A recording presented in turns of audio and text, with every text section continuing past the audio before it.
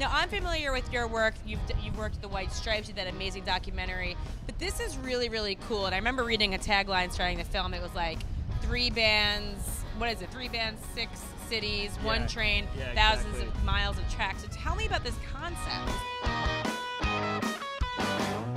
You know, it came to me via a friend who manages Edward Sharpe and the Magnetic Zeros, saying they were going to do this tour and they wanted to document it. Luckily, I got to do that White Stripes film, which was a similar thing where it was as much about the journey as it was the music and the band, and those are the things I really love to do. I mean, I like all forms of music, but I also love making documentaries, surf films, travel documentaries, and so when they can all come together, it made a lot of sense to me. And you know, 3 good bands on a antique kind of old school train just seemed like a no-brainer for me. So for those of us who aren't familiar with the film, tell us about the 3 bands. Yeah, so it's Mumford Sons, Edward Sharpe and the Magnetic Zeros, and Old Crow Medicine Show.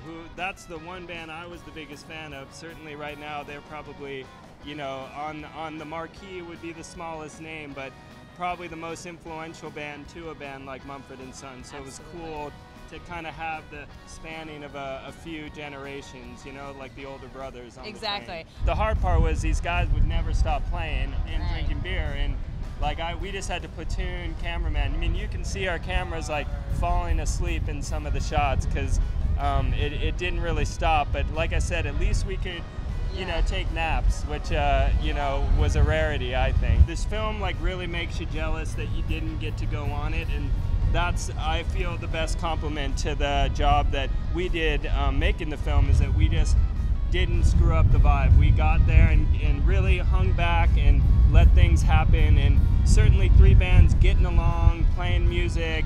The vibe was very alive, and so that's what makes this film great. It's a very like emotional, feel-good film, and that's hard to get out of a rock and roll film. Nothing came easy or fast, but you just kind of made it work.